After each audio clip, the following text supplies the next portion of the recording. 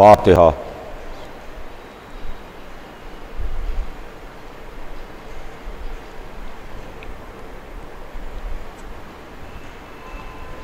اعوذ باللہ السمیع العلیم من الشیطان اللعین الرجیم، بسم اللہ الرحمن الرحیم۔ الحمد للہ رب العالمین، والصلاة والسلام علی سیدنا و نبینا و شفیعنا بالقاسم محمد وآلہ الطیبین الطاہرین المعصومین، ولعنۃ اللہ علی اعدائہم اجمعین من یومنا ھذا الی یوم الدین۔ اما بعد، فقد قال اللہ سبحانہ تبارک و تعالی فی کتابہ المبین وہو اصدق الصادقین۔ بسم اللہ الرحمن الرحیم۔ انما یرید اللہ لیذھب عنکم الرجس اہل البیت ویطہرکم تطہیرا۔ کائنات کا خالق اور مالک، پروردگار عالم اپنی عظیم ترین کتاب قرآن مجید میں ارشاد فرماتا ہے کہ اے اہل بیت، اللہ نے یہ ارادہ کر لیا کہ آپ سے ہر طرح کے رجس کو دور رکھے، آپ سے تمام طرح کی برائیوں کو دور رکھے اور آپ کو پاک رکھے اس طرح سے کہ جو پاک رکھنے کا حق ہے۔ عزیزان گرامی، یہ آیہ مبارکہ جس کے ذیل میں مسلسل 3 دن سے میں آپ کی خدمت میں کچھ نہ کچھ عرض کرنے کی کوشش کر رہا ہوں، اس عشرہ مجالس میں جو مغل مسجد بمبئی کا قدیم عشرہ ہے، اس عشرہ مجالس میں میں ایک عنوان کے تحت آپ سے گفتگو کر رہا ہوں۔ سلسلہ کلام آپ کے ذہن میں ہوگا، ہمارے اور آپ کے درمیان جو گفتگو ہے وہ یہ ہے کہ ہم اہل بیت کو کیوں مانتے ہیں، اہل بیت کے ماننے کے پیچھے وجہ کیا ہے، اہل بیت کو ماننے کے پیچھے راز کیا ہے۔ ہم 1400 برس بعد کے مسلمان ہیں، مگر 1400 برس کے بعد آج بھی ہم اہل بیت کو کیوں مانتے ہیں۔ اس سلسلے میں نے آپ کی خدمت میں کچھ عرض کیا، لیکن اب بات آگے بڑھے، سلسلہ کلام آگے بڑھے۔ عزیزان گرامی، میں نے کل کی مجلس میں آپ کی خدمت میں عرض کیا تھا کہ رسول اللہ کی آنکھ بند ہونے کے بعد ہم کو 3 طرح کے گروہ نظر آئے، ہم کو 3 طرح کے گروپ نظر آئے، ہمیں 3 طرح کے افراد ملے۔ ایک وہ تھے جو اصحاب رسول کہلاتے تھے، دوسرے وہ تھیں جو ازواج رسول کہلاتی تھیں، اور تیسرے وہ تھے جو اہل بیت رسول کہلاتے تھے۔ ان کے متعلق جب ہم نے معلوم کرنا چاہا اور ہم نے پوچھا تو کسی غیر سے نہیں پوچھا، کسی دوسرے سے نہیں پوچھا، کسی چھوٹے موٹے سے نہیں پوچھا، ہم نے پوچھا تو اللہ سے پوچھا، ہم نے پوچھا تو کلام اللہ سے پوچھا، کتاب اللہ سے پوچھا، اور کتاب اللہ نے تینوں کا کردار ہم کو بتایا اور پیش کیا۔ چنانچہ کل میں تفصیل کے ساتھ آپ کی خدمت میں عرض کر چکا کہ اصحاب کے سلسلے میں بھی ہمیں 2 طرح کی آیتیں نظر آتی ہیں، کچھ اچھی آیتیں ہیں، کچھ ان کی مذمت کرتی ہوئی آیتیں ہیں، کچھ آیتوں میں ان کی تعریف ہے، کچھ آیتوں میں ان کی مذمت ہے۔ ازواج کے سلسلے میں بھی ہم کو 2 طرح کی آیتیں ملیں، جس میں کہیں ازواج رسول کی تعریف ہے، کہیں ان کو ڈانٹا جا رہا ہے، ان کی مذمت کی جا رہی ہے۔ لیکن جب بات اہل بیت کی آئی تو قرآن اہل بیت کی مدح کرتا ہوا نظر آیا اور قرآن اہل بیت کی تعریف کرتا ہوا نظر آیا۔ تو ہمیں اپنی آخرت کو دیکھنا ہے، ہمیں اپنے عقبہ کو دیکھنا ہے، ہمیں اس چند روزہ زندگی کے بعد ہمیشہ ہمیشہ کی زندگی کو دیکھنا ہے، اس لیے کہ یہ دنیا کی زندگی چند روزہ زندگی ہے جس میں انسان آتا ہے اور آ کے چلا جاتا ہے۔ ہم بازار میں جاتے ہیں تو اچھے سے اچھا مال خریدنے کی کوشش کرتے ہیں، لیکن مذہب میں ہم یہ نہیں چاہتے کہ ہم دھوکہ کھا جائیں، ہم یہ نہیں چاہتے کہ ہم سے غلطی ہو جائے۔ دیکھیے، اگر کسی سے انجانے میں غلطی ہو جائے، دھوکے میں غلطی ہو جائے، ناسمجھی میں غلطی ہو جائے تو چلیے ایک حد تک ایکسکیوز ہے اس کا، ایک حد تک کہ اس کی معافی ہے کہ صاحب دھوکہ ہو گیا، ہم اندھیرے میں تھے، ہم انجانے میں تھے، ہمیں راستہ نہیں دکھائی دے رہا تھا، ہمیں نہیں معلوم تھا۔ لیکن جہاں پر قرآن جیسی کتاب بہت واضح طور پر کھل کے اعلان کر رہی ہے اور ہمارے واسطے سارے معاملات اس طریقے سے روشن ہیں کہ جیسے دن کا 12 بجا ہو اور سورج نصف النہار پر ہو، اسی طریقے سے جب ہمیں سارے معاملات معلوم ہیں تو اب ہم یہ کہہ کر کے اپنا دامن نہیں بچا سکتے کہ ہمیں معلوم نہیں ہے، ہم جانتے نہیں تھے، ہمارے پاس آپشن نہیں تھا، ہم کو معلوم نہیں تھا۔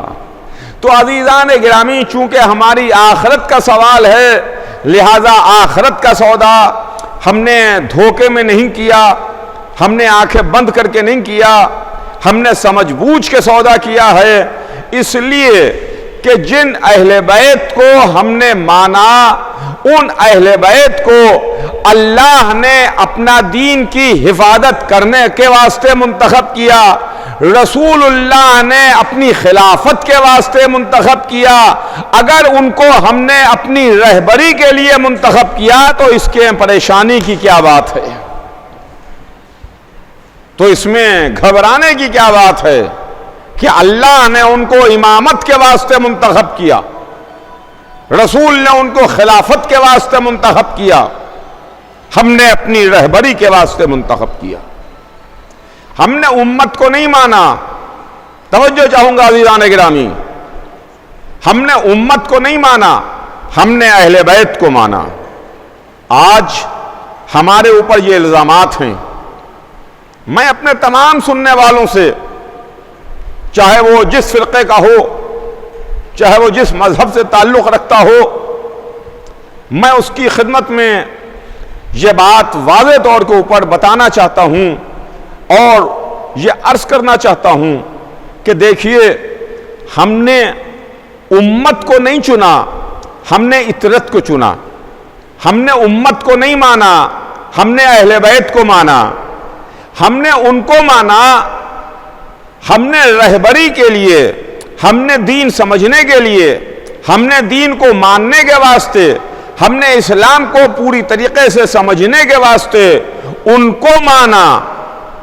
جہاں آیہ تطہیر کا حصار موجود ہے، جہاں آیہ تطہیر کا پہرا موجود ہے، جہاں قرآن کہہ رہا ہے کہ انما یرید اللہ لیذھب عنکم الرجس اہل البیت ویطہرکم تطہیرا، ہم نے اہل بیت کو منتخب کیا، ہم نے امت کو نہیں مانا۔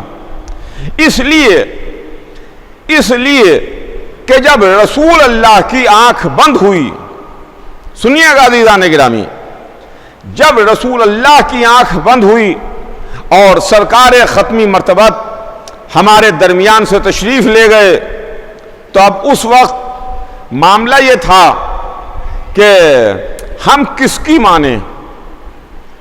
ہمارے پاس دو راستے تھے، ہمارے پاس دو آپشن تھے۔ ایک تو راستہ وہ تھا کہ رسول اللہ کی آنکھ بند ہونے کے بعد ہم مدینے کے تمام مسلمانوں کی بات کو مانیں، مسلمانان مدینہ کی بات کو مانیں، جو مدینے کے مسلمان، مدینے میں رہنے والے جس راستے پر چل رہے تھے اس راستے کے اوپر ہم بھی چل پڑیں، ہم بھی وہی راستہ منتخب کریں اور اپنے لیے وہی راستہ معین کریں۔ ایک آپشن تو یہ ہے، اور دوسرا آپشن ہمارے پاس وہ تھا کہ اس کے چند مہینے پہلے یعنی ذی الحج میں 18 ذی الحج کو غدیر کے بھرے میدان میں 1.25 لاکھ کے مجمع میں حضور سرور کائنات نے ایک اعلان کیا، اور وہ اعلان یہ تھا کہ اللہ مولایا وانا مولا المومنین من کنت مولاہ فہذا علی مولا، اللہ میرا مولا، میں مومنوں کا مولا، جس کا میں مولا اس کے یہ علی مولا۔ ایک راستہ ہمیں امت نے بتایا، ایک راستہ ہمیں رسول اللہ کا بتایا ہوا نظر آیا، جس میں رسول نے فرمایا کہ جس کا میں مولا اس کے یہ علی مولا۔ ہم نے امت کے بتائے ہوئے راستے کو نہیں چنا، ہم نے رسول اللہ کے بتائے ہوئے راستے کو چنا، ہم نے اللہ کے بتائے ہوئے راستے پر عمل کیا۔ تو عزیزان گرامی، اب یہاں پر سوال یہ پیدا ہوتا ہے کہ دو راستے تھے، ایک امت کا بتایا ہوا راستہ، ایک اللہ و رسول کا بتایا ہوا راستہ۔ ہم چلے اس راستے پر جو راستہ ہمیں اللہ و رسول نے بتایا، امت کے بتائے ہوئے راستے پر نہیں چلے، اللہ کے بتائے ہوئے راستے پر چلے، قرآن کے بتائے ہوئے راستے پر چلے، رسول اللہ کے بتائے ہوئے راستے پر چلے۔ اب یہ راستہ صحیح ہے کہ وہ راستہ صحیح ہے؟ کون سا راستہ صحیح ہے؟ کون سا راستہ صحیح ہے؟ امت کا بتایا ہوا اور امت کا راستہ صحیح کہ اللہ اور رسول کا راستہ بتایا ہوا صحیح؟ کس راستے پر ہم چلے؟ اگر ہم امت کے بتائے ہوئے راستے پر نہیں چلے اور ہم اس راستے پر نہیں گئے جو امت مسلمہ نے ہمیں بتایا تھا، تو ہم گناہگار ہوئے تو صرف امت مسلمہ کے گناہگار ہوئے۔ توجہ چاہوں گا عزیزان گرامی، بہت خاص توجہ اپنے سننے والوں کی چاہوں گا۔ ہم گناہگار ہوئے تو ہم صرف اور صرف امت محمدی کے گناہگار ہوئے، ہم مدینے میں رہنے والے مسلمانوں کے گناہگار ہوئے۔ اور اگر ان کا راستے پر ہم عمل کرتے اور اس راستے کو ہم چھوڑ دیتے جو راستہ اللہ اور رسول نے بتایا تھا، تو ہم اللہ کے بھی گناہگار ہوتے، رسول اللہ کے بھی گناہگار ہوتے۔ اس لیے کہ ہماری بخشش کے واسطے امت نہیں آئے گی، محمد بخشش کے واسطے آئیں گے، اہل بیت ہماری شفاعت کو آئیں گے، اہل بیت ہماری نجات کے واسطے، اہل بیت ہماری شفاعت کے واسطے، اہل بیت ہماری بخشش کے واسطے وہ آئیں گے۔ تو ہم نے اہل بیت کے راستے کو چنا، ہم نے اللہ اور رسول کے راستے کو چنا، اس لیے کہ یہ اہل بیت ہیں۔ امت کے راستے پر ہم نے عمل نہیں کیا۔ ہم کو اہل بیت نے تعلیم دی ہے، ہم کو اہل بیت نے سکھایا ہے۔ اہل بیت نے ہمیں کیا بتایا؟ جب ہم اہل بیت کے راستے پر چلے، جو اہل بیت کا راستہ تھا، جو اللہ اور رسول کا بتایا ہوا راستہ تھا، جب ہم اس راستے پر چلے تو اس راستے پر ہم کو توحید ملی۔ اہل بیت نے ہم کو توحید کی تعلیم دی، اہل بیت نے ہم کو عدالت الہی کی تعلیم دی، اہل بیت نے ہم کو نبوت کے بارے میں بتایا، اہل بیت نے ہم کو امامت کے بارے میں بتایا، اہل بیت نے ہم کو قیامت کے بارے میں بتایا۔ یہ 5 چیزیں ہیں جو اصول دین کہلاتی ہیں۔ اول توحید، دوسرے عدل، تیسرے نبوت، چوتھے امامت، 5ویں قیامت۔ یہ 5 چیزیں ہیں۔ اہل بیت نے ہم کو اصول دین کی تعلیم دی، اہل بیت نے ہم کو اصول دین بتائے، توحید ہم کو اہل بیت نے بتائی، عدالت پروردگار کا سبق ہم کو اہل بیت نے بتایا، نبوت کے بارے میں اہل بیت نے بتایا، امامت کے بارے میں اہل بیت نے بتایا، قیامت کے بارے میں اہل بیت نے بتایا۔ ہمارے پاس اصول دین 5 ہیں، ہم 5 اصولوں کو مانتے ہیں، اور بقیہ عالم اسلام ان کے پاس جو اصل ہے وہ 3 ہیں، ان کے پاس 3 اصول ہیں، 3، ہمارے پاس ہیں 5۔ تو یہ 5 ہمارے پاس جو اصول ہیں، جو اصول دین کہلاتے ہیں، یہ ہم کو اہل بیت کے بتائے ہوئے ہیں۔ کسی کے ذہن میں نہ آئے کہ اس میں ہم اہل بیت سے رسول اللہ کو الگ کر رہے ہیں۔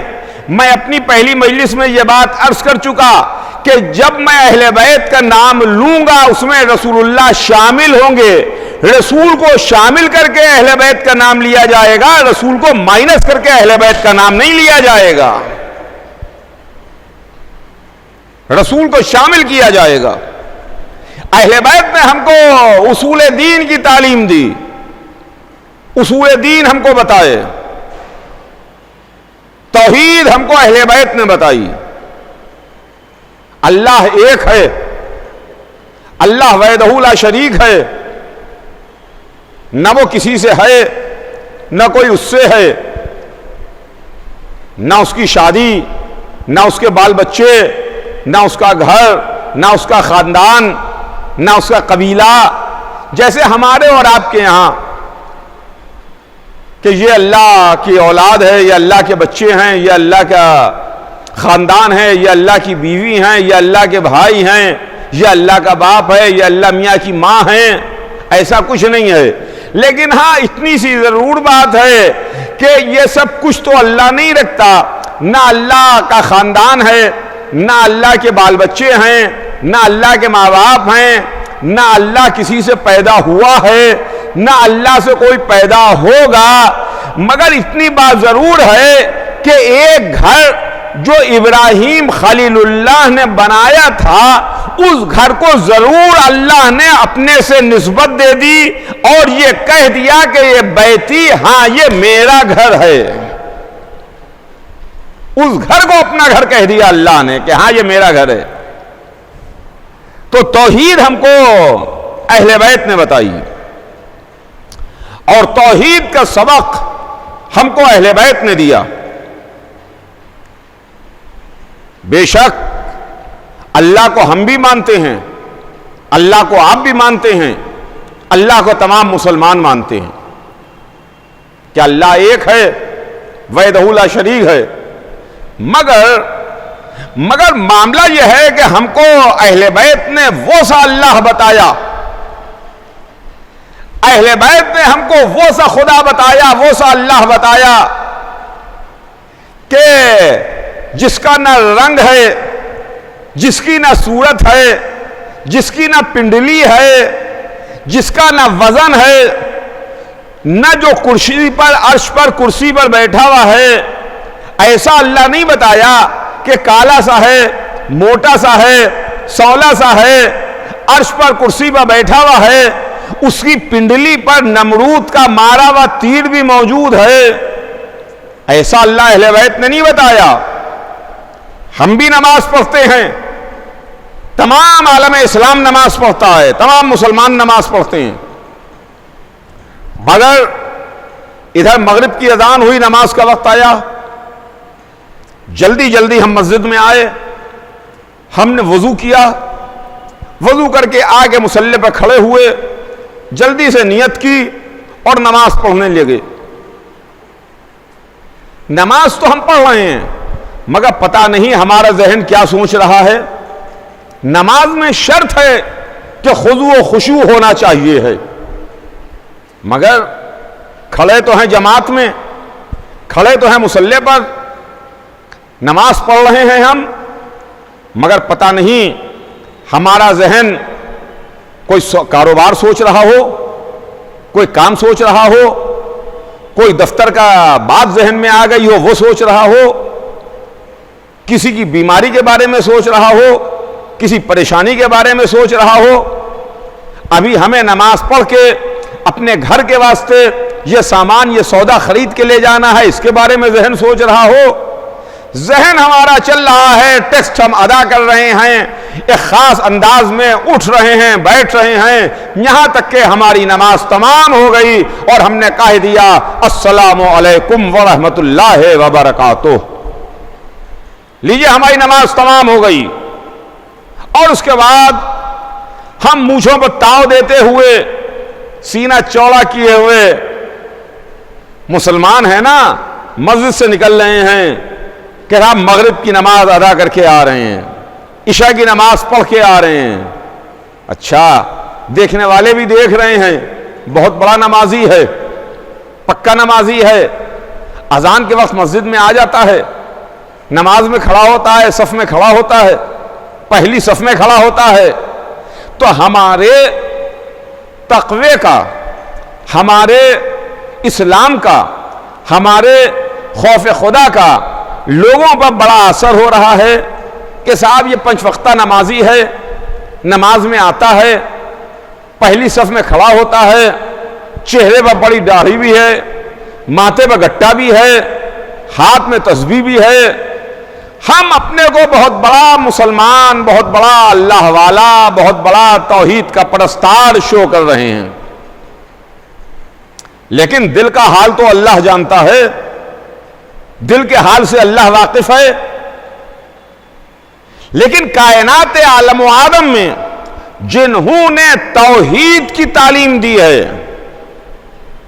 جنہوں نے ہم کو توحید کے بارے میں بتایا، اللہ کے بارے میں بتایا، انہوں نے ہم کو کیا بتایا کہ وہ جو بڑی سے بڑی لڑائی میں، بڑے سے بڑا مارکے میں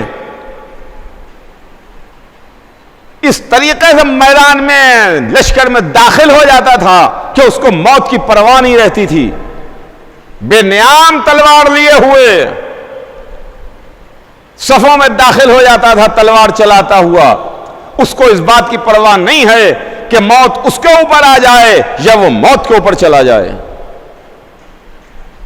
لیکن وہی شہسوار، وہی بہادر، وہی جانثار، وہی میدان کا دھنی جب وضو کرتا ہے تو چہرے کا رنگ بدلنے لگتا ہے، جب مصلی پر آتا ہے تو ہاتھ پیروں میں راشا آ جاتا ہے، ماتھے کا اوپر پسینہ ہے، چہرے کا رنگ زرد ہے، ہاتھ پیروں میں راشا ہے۔ کسی نے آگے بڑھ کے کہا یا علی، آپ کو ہم نے بڑی بڑی لڑائیوں میں دیکھا، بڑے بڑے مارکوں میں دیکھا، بڑی بڑی جنگوں میں دیکھا، جہاں پر آپ کی ایسی کیفیت نہیں ہوتی جو کیفیت آپ کی نماز میں مصلی پر ہوتی ہے۔ تو کہنے والے کو علی نے ڈانٹ دیا، جھڑک دیا، کہا تجھے کیا معلوم کہ علی کس کی سرکار میں حاضر ہوتا ہے؟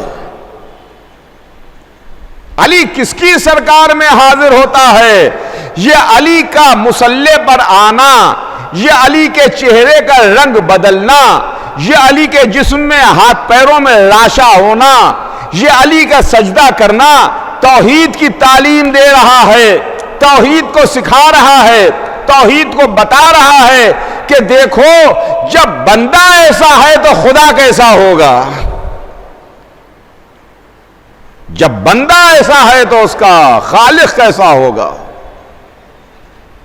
توحید کی تعلیم ہم کو اہل بیت سے ملی، توحید کے بارے میں ہم کو رسول اللہ نے بتایا۔ دعوت عشیرہ میں یہی تو کہا تھا نا، قولوا لا الہ الا اللہ تفلحوا، کہو اللہ ایک ہے، کہو اللہ ایک ہے۔ اس پہاڑی کے پیچھے ایک لشکر ہے، تم نے وہ دیکھا نہیں ہے۔ خاندان والوں نے کہا تھا عشیرہ میں کہ عبداللہ کے بیٹے، چونکہ آپ نے ہم سے کوئی غلط اور لغو بات نہیں کہی، لہذا ہم آپ کی زبان، آپ کے بیان، اس پر یقین کرتے ہیں، بھروسہ کرتے ہیں کہ آپ ہمیشہ سچ بولے، صادق ہیں آپ کہہ رہے ہیں تو ہم اس پہاڑی کے پیچھے لشکر کو مان لیں گے۔ تو اس پر رسول اللہ نے جواب دیا کہ سنو، جس طرح بغیر دیکھے میری زبان پر، میرے قول پر تم اس بات کو مانو گے کہ پہاڑی کے پیچھے لشکر ہے جس کو تم نے نہیں دیکھا ہے مگر میرے کہنے پر مان لو گے، اسی طریقے سے میرے کہنے پر اس بات کو مانو کہ اللہ ایک ہے، وحدہ لا شریک ہے، وہ خالق ہے، مالک ہے، وہ کائنات کو خلق کرنے والا ہے۔ رسول اللہ نے اللہ کو بتایا، علی نے اللہ کو بتایا، اور اس کے بعد یوں تو ہمارے ہر امام نے ہمیں توحید کی تعلیم دی ہے، مگر وقت نہیں ہے جو تفصیل کے ساتھ عرض کروں، وقت نہیں ہے جو تفصیل کے ساتھ عرض کروں، بس جلدی جلدی اور بات کو اپنی مختصر کروں کہ ہر امام نے ہم کو توحید کی تعلیم دی ہے، مگر کیا کہنا حسین ابن علی کا، یا رسول اللہ آپ نے بھی ہم کو توحید کی تعلیم دی، آپ ہی کے کہنے پر، آپ ہی کے بتانے پر ہم نے اللہ کو مانا، یا علی آپ نے ہم کو تعلیم سجدہ دی، آپ نے ہم کو بتایا، آپ ہی کو دیکھ کر کے ہم نے عبادت کا سلیقہ سیکھا، مگر یا علی، مگر یا رسول اللہ اس طریقے سے اس عالم میں نہ آپ نے سجدہ کیا نہ رسول اللہ نے سجدہ کیا جس عالم میں کربلا میں حسین ابن علی نے سجدہ کیا۔ 3 دن کی بھوک میں، 3 دن کی پیاس میں 72 لاشیں اٹھانے کے بعد حسین پیشانی کو خاک پر رکھے ہوئے ہیں، اللہ تیرا شکر ہے کہ تو نے میری قربانیوں کو قبول کر لیا۔ تو عزیزوں، توحید کی تعلیم ہم کو آل محمد نے دی،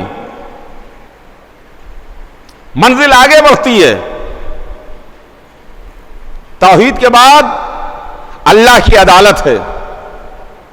عدالت صرف وہی مانتے ہیں کہ جو امامت کو مانتے ہیں، یعنی ہمارا ہی فرقہ وہ ہے جو عدالت پروردگار کا قائل ہے، اس لیے کہ اگر عدالت ہی نہیں ہے، اگر انصاف ہی نہیں ہے تو سارا معاملہ کولیپس کر جائے گا۔ آپ تصور کیجئے، آپ سوچئے کہ اگر ہمارے ملک میں یا دنیا کے کسی بھی ملک میں کانسٹیٹیوشن ہے،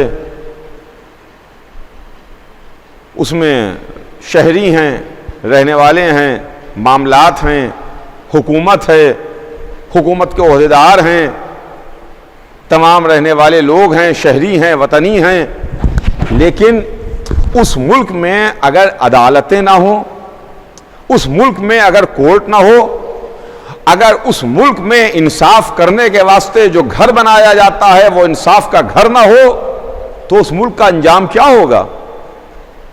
کہ جہاں پر مظلوم بھٹک رہا ہے، مظلوم پریشان ہے، مظلوم گھوم رہا ہے، اس کو کوئی انصاف دینے والا نہیں ہے، جہاں پر صرف ظالم ہی ظالم نظر آئیں گے، حق چھیننے والے نظر آئیں گے، کمزوروں پر، غریبوں پر، بے سہاروں پر ظلم ہوگا، مگر وہ اپنے ظلم کے خلاف کہاں جا کر کے آواز بلند کرے گا؟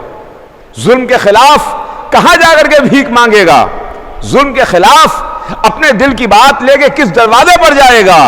عزیزان گرامی، اسی لیے تو عدالت ہے اور عدالت پروردگار ہے کہ جہاں پر کہہ دیا گیا، قرآن نے صاف صاف کہہ دیا، وَمَنْ يَعْمَلْ مِثْقَالَ ذَرَّةٍ خَيْرًا يَرَهُ وَمَنْ يَعْمَلْ مِثْقَالَ ذَرَّةٍ شَرًّا يَرَهُ، یعنی وہ دن، قیامت کا دن، جس دن دیکھ لے گا انسان، جس نے ذرہ برابر بھی خیر کیا ہے وہ بھی دیکھ لے گا، ذرہ برابر شر کیا ہے وہ بھی دیکھ لے گا، یعنی اگر کسی سے رتی برابر بھی شر ہوا ہے یا خیر کیا ہے اس کو بھی پتہ چل جائے گا۔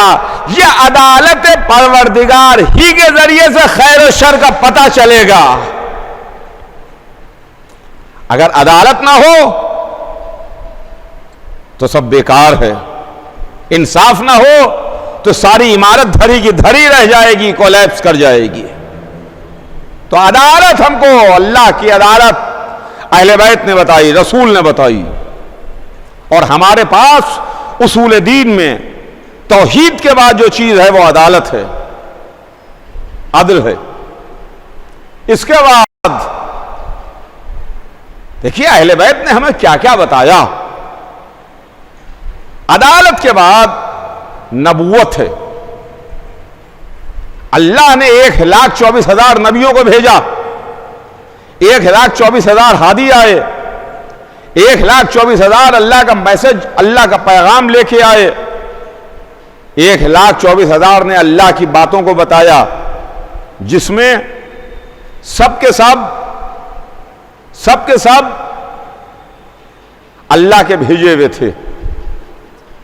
پہلے حضرت آدم ہیں اور آخری ہمارے رسول ہیں حضور سرور کائنات ختمی مرتبت محمد مصطفیٰ صلی اللہ علیہ وآلہ وسلم۔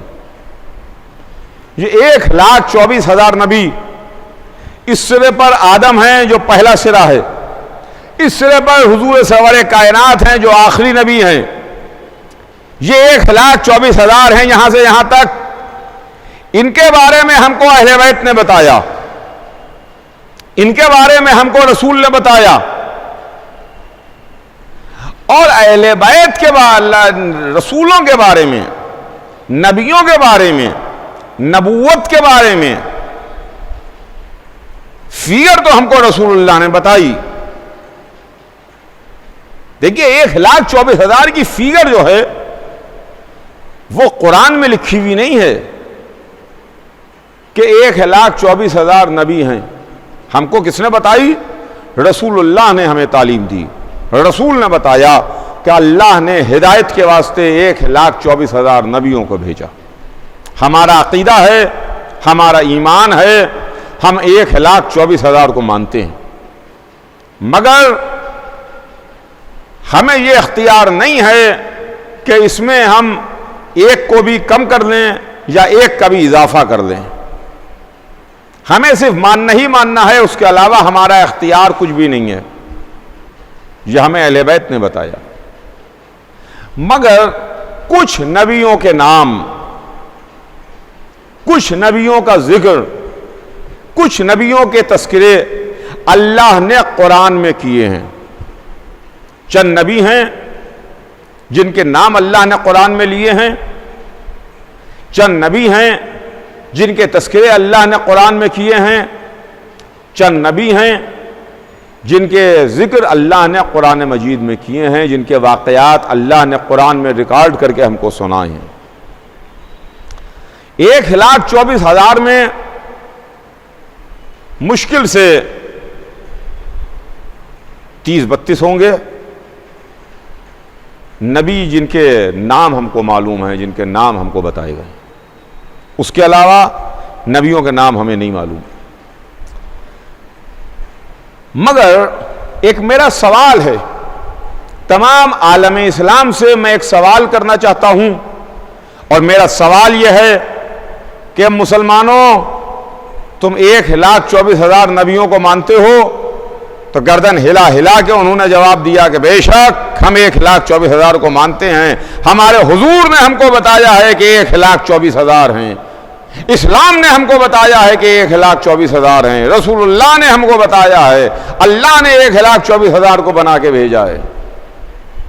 تو 1,24,000 کی فگر، تو میں نے ہاتھ جوڑ کے امت مسلمہ سے کہا، میں نے ہاتھ جوڑ کے مسلمانوں سے کہا کہ بھائی مسلمانوں، آپ ہمیں 1,24,000 کے ایک ایک واقعات بتا دیجئے، ایک ایک واقعہ بتا دیجئے 1,24,000 کا، کم سے کم بڑے لوگوں کے، اللہ والوں کے، منتخب کردہ پروردگار لوگوں کے ایک ایک واقعہ ہمارے پاس ہوگا تو کم سے کم ہماری رہبری کے لیے، ہماری ہدایت کے لیے، ہمیں روشنی اور راستہ دکھانے کے واسطے 1,24,000 واقعات ہوں گے۔ ایک بہت بڑی اور بہت موٹی اور بہت مفصل کتاب ہمارے پاس ہوگی، جو اخلاق کی کتاب ہوگی، سیدھے راستے پر چلنے والی کتاب ہوگی، سیدھا راستہ بتانے والی کتاب ہوگی، روشنی اور ہدایت دکھانے والی کتاب ہوگی۔ 1,24,000 واقعات اگر ہم کو مل جائیں تو علماء اسلام نے کہا کہ نہیں بھائی، ہم 1,24,000 واقعات تو نہیں بتا سکتے، ہمارے پاس سب کے واقعات نہیں ہیں، بس تھوڑے ہی سے واقعات ہیں جن کو ہمیں بتایا گیا ہے، ہمارے پاس واقعات نہیں ہیں۔ تو ہم نے فوراً دوسرا سوال کیا کہ اچھا آپ کے پاس اگر واقعات نہیں ہیں تو ہمیں یہ بتائیے کہ 1,24,000 کن کن علاقوں میں تشریف لائے، اللہ نے کن کن ملکوں میں، کن کن علاقوں میں، کن کن شہروں میں، کن کن قریوں میں، کہاں کہاں اللہ نے ان نبیوں کو بھیجا، تاکہ ہمیں پتہ چلے کہ اس علاقے میں، اس شہر میں، اس قریے میں، اس ملک میں نبی اللہ کا بھیجا ہوا آیا ہے۔ تو ان کا جواب یہ آیا کہ نہیں بھائی، ہم کو بھی نہیں معلوم، ہم کو نہیں معلوم، ہم آپ کو نہیں بتا سکتے کہ کن کن علاقوں میں نبی آئے 1,24,000۔ تو علماء اسلام نے اس سوال کا جواب بھی دینے سے انکار کر دیا۔ اب تو ہم نے تیسرا سوال کیا، اچھا آپ کو یہ نہیں معلوم تو ہمیں یہ بتائیے کہ 1,24,000 کا خاندان کیا تھا، خاندان کے بارے میں ہمیں بتائیے، تو ہمیں ان کے خاندان کی تفصیلات معلوم ہو جائیں۔ علماء اسلام نے خاندان کی تفصیلات بھی بتانے سے انکار کر دیا کہ ہمارے پاس 1,24,000 کے خاندان کی تفصیلات بھی نہیں ہیں۔ تو پھر ہم نے ہاتھ جوڑ کے علماء اسلام سے عرض کی کہ ٹھیک ہے، پھر ہمارے ایک سوال کا جواب دے دیجئے، یہ بتا دیجئے کہ 1,24,000 کس تاریخ کو، کس سن میں پیدا ہوئے اور کب یہ دنیا سے تشریف لے گئے، سدھار گئے، ان کی تاریخ ولادت، ان کی تاریخ وفات وغیرہ یہ سب آپ ہم کو بتائیے۔ تو علماء اسلام نے میرے اس سوال کا جواب دینے سے انکار کیا، کہا نہیں بھائی، ہم آپ کو نہیں بتا سکتے کہ ان کی تاریخ ولادت کیا ہے یا تاریخ وفات کیا ہے۔ میں سوال پہ سوال کرتا جا رہا ہوں، علماء اسلام ہاتھ جوڑتے جا رہے ہیں، انکار کر رہے ہیں، نہ ہمیں واقعات معلوم ہیں، نہ ہمیں علاقے معلوم ہیں، نہ ہمیں خاندان معلوم ہے، نہ ہمیں تاریخ ولادت، تاریخ وفات معلوم ہے، کچھ بھی نہیں معلوم ہے۔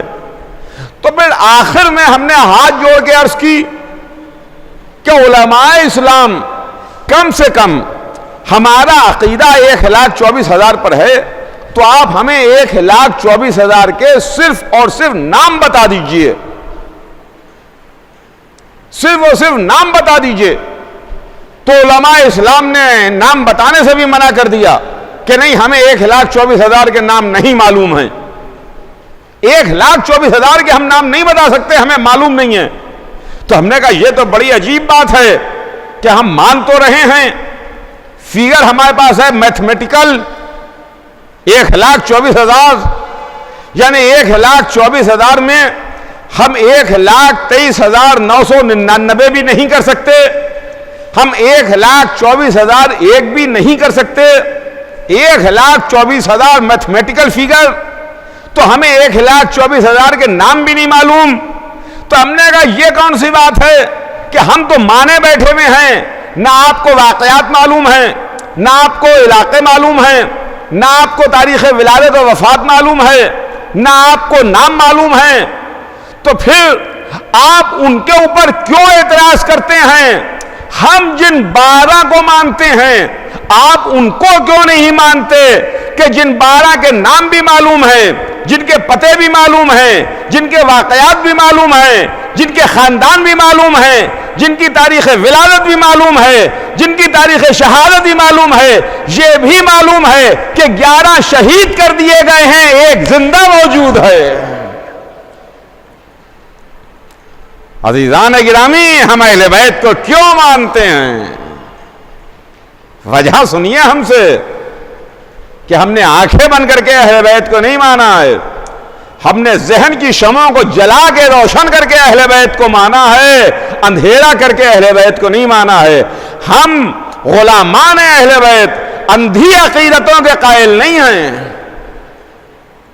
ہمارے پاس اندھی عقیدتیں نہیں ہیں، ہم روشنی میں مانتے ہیں، اندھیرے میں نہیں مانتے۔ تو عزیزان گرامی، بات نبوت تک آئی ہے. ہم کو نبوت کی تعلیم رسول سے ملی. ہم کو نبیوں کے بارے میں آل رسول نے ہمیں بتایا. اور پھر سرکار ختمی مرتبت نے ایک موقع پر ارشاد فرمایا، حدیث رسول ہے کہ من اراد ان ينظر الى آدم فی علمہ وإلى نوح فی عزمہ وإلى ابراہیم فی خلتہ وإلى عیسیٰ فی الزہد وإلى موسیٰ فی حیبتہ فلینظر علی وجہ علی ابن ابی طالب علیہ السلام. یہ حدیث رسول ہے جس میں حضور سرور کائنات نے ارشاد فرمایا کہ جو آدم کو ان کے علم میں، نوح کو ان کے عزم میں، ابراہیم کو ان کی خلت میں، موسیٰ کو ان کی حیبت میں، عیسیٰ کو ان کے زہد میں دیکھنا چاہے تو وہ علی کو دیکھے، علی کا چہرہ دیکھے، علی کے چہرے کی زیارت کرے. یا رسول اللہ، یا آپ کہنا کیا چاہ رہے ہیں کہ آدم کو ان کے علم میں، نوح کو ان کے عزم میں، ابراہیم کو ان کی خلت میں، موسیٰ کو ان کی حیبت میں، عیسیٰ کو ان کے زہد میں دیکھنا چاہے وہ علی کو دیکھے؟ شاید رسول کا جواب ہے یہی تو میں امت کو بتانا چاہ رہا ہوں کہ تم نے 1,00,000 کی فیگر سنی ہے ہم سے. اللہ نے 1,24,000 کو بھیجا ہے، مگر 1,24,000 کے نہ تمہیں واقعات معلوم ہیں، نہ تمہیں نام معلوم ہے، نہ تمہیں پتہ معلوم ہے، نہ تمہیں علاقہ معلوم ہے. تم ان کے بارے میں کچھ نہیں جانتے. بس اگر تمہیں معلوم ہے تو 1,24,000 کی فیگر معلوم ہے.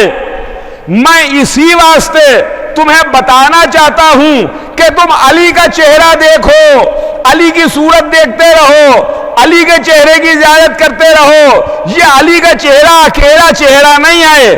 گویا تم نے علی کا چہرہ دیکھا، تم نے آدم کو دیکھ لیا، نوح کو دیکھ لیا، ابراہیم کی زیارت کر لی، موسیٰ و عیسیٰ کی زیارت کر لی. گویا 1,24,000 کا جلوہ دیکھ لیا اگر علی کا چہرہ دیکھ لیا. تو عزیزان گرامی، یہ منزل ہے خدا کی قسم. بس اس کے آگے انشاءاللہ کل میں اپنی بات کو آگے بڑھاؤں گا. آج وقت تمام ہو رہا ہے، لہذا بات بھی یہیں پر تمام ہوگی. اہل بیت نے ہم کو اسلام سکھایا، اہل بیت نے ہم کو مذہب کے بارے میں بتایا، ورنہ دنیا تو حکومت کے چکر میں پڑ گئی. دنیا تو تخت اور اقتدار کے چکر میں پڑ گئی، دولت و سلطنت کے پیچوں میں الجھ کے رہ گئے. اب اللہ کو کون یاد رکھتا ہے؟ رسول اللہ کس کو یاد ہیں؟ قرآن کس کو یاد ہے؟ اسلام کس کو یاد ہے؟ دین کس کو یاد ہے؟ اما انتہا یہ ہے کہ جمعے کی نماز کس کو یاد ہے؟ جمعے کی نماز کس کو یاد ہے؟ وہ اہل بیت تھے جنہوں نے ہمیں دین بتایا، جنہوں نے ہمیں مذہب بتایا، جنہوں نے ہمیں اسلام کے بارے میں بتایا. اور عزیزوں، اسی اسلام کو بچانے کے واسطے محمد کا نواسہ مدینے سے چلا اور دوسری محرم کو کربلا پہنچا. حسین کربلا آ گئے. وہ مہمان کربلا پہنچ چکا جس زمین کا اس سے وعدہ کیا گیا تھا. ہاں عزیزوں، یہ چوتھی رات آ گئی، یہ چوتھی رات آ گئی. یہ راتیں غم کی راتیں ہیں، یہ راتیں عزا کی راتیں ہیں، یہ راتیں بکا کی راتیں ہیں. اب ان راتوں میں ہم اصحاب حسینی کا ذکر کرتے ہیں، ہم حسین کے ناصروں پر آنسو بہاتے ہیں۔ ہاں ہاں، حسین جانب عراق تشریف لیے جا رہے تھے کہ راستے میں حر کا رسالہ ملا، حر کے قافلے نے راستہ روکا، حر نے آگے بڑھ کے لجام فرس پر ہاتھ رکھ دیا تھا، لجام فرس پر ہاتھ رکھا تو حسین نے ایک جملہ کہا کہ تیری ماں تیرے ماتم میں روئے، تیری ماں تیرے ماتم میں بیٹھے، آئے حر کیا کر رہا ہے تو؟ حر کانپ گیا، کہا فرزند رسول، میں آپ کی مادر گرامی کے واسطے کچھ نہیں کہہ سکتا، آپ کی والدہ عالمین کی عورتوں کی سردار ہیں، خاتون جنت ہیں، رسول اللہ کی بیٹی ہیں، مگر میں آپ کی ماں کے بارے میں کچھ نہیں کہوں گا۔ حر نے راستہ روکا اور حسین سرزمین کربلا پر آئے، لیکن حر کو اندر ہی اندر ایک کسک تھی، حر کو اندر ہی اندر ایک احساس تھا جو پریشان کر رہا تھا تو لشکر یزید میں تھا، تو اس طرف جو راستہ باطل کا راستہ تھا، جو ظلمت کا راستہ تھا، جو اندھیروں کا راستہ تھا، جو جہنم کا راستہ تھا۔ اور عزیزان گرامی سنیے گا، میں اپنے تمام سننے والوں کو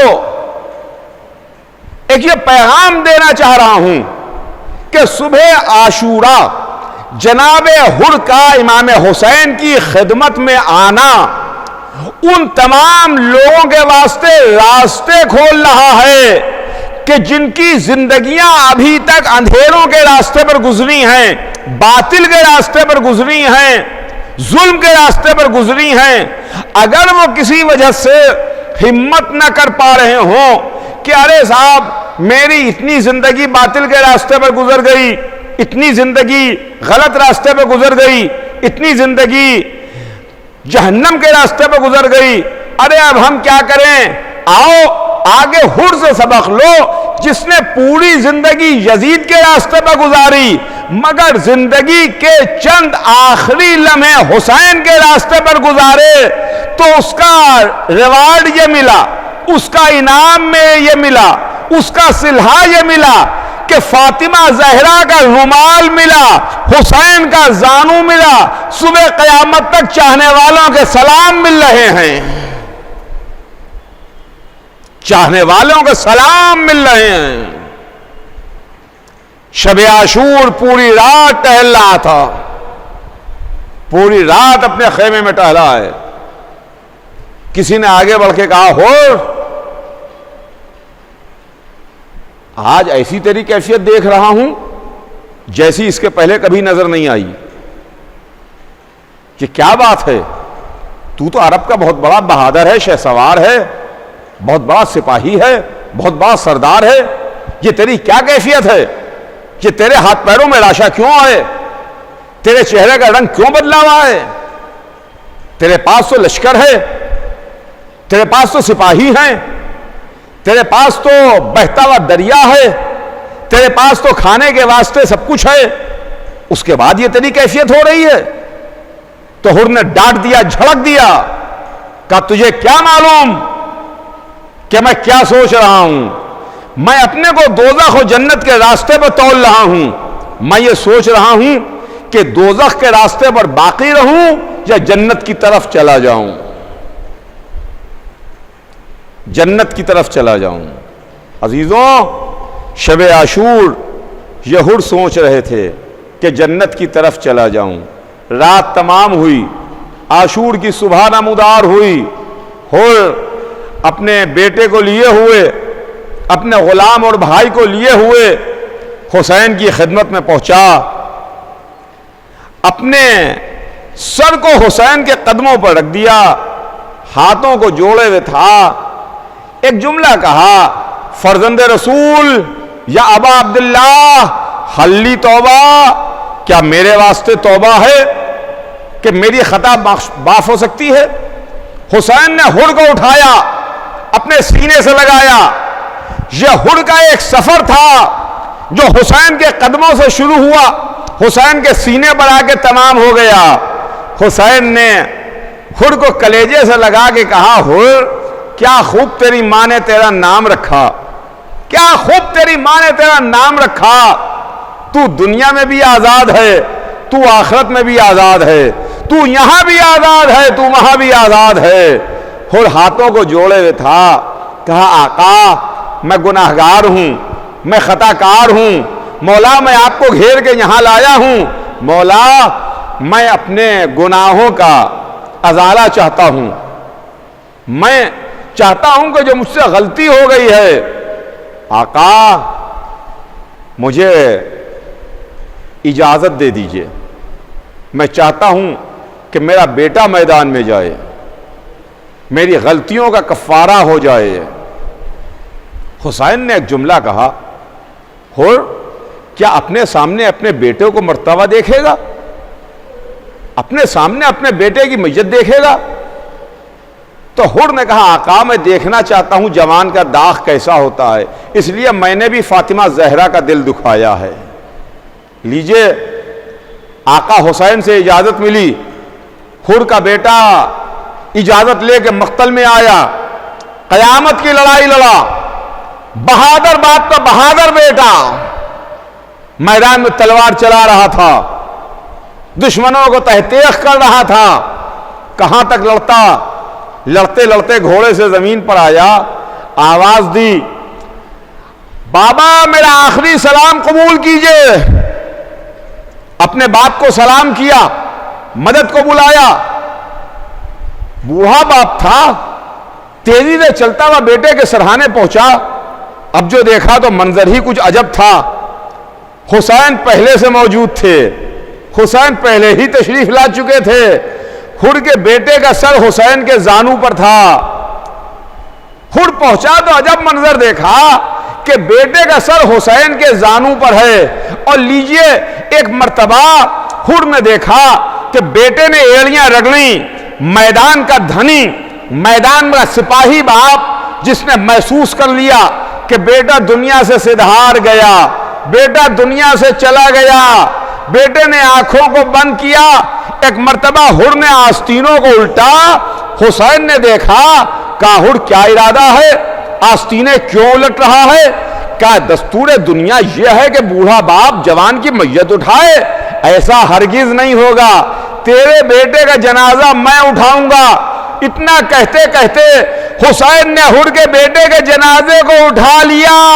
میں کہوں گا ہڑ شرط وفا یہ ہے کہ عصر عاشور آ جانا، جب حسین اپنے 18 برس کے کلیل جوان کی میت اٹھا رہا ہو، کوئی سہارا دینے والا نہ ہو، کوئی مدد کرنے والا نہ ہو۔ زینب کبریٰ خیمے کا پردہ الٹ کے نکلی، ارے میرے لال علی اکبر، کیا 18 برس اسی دن کے لیے پالا تھا۔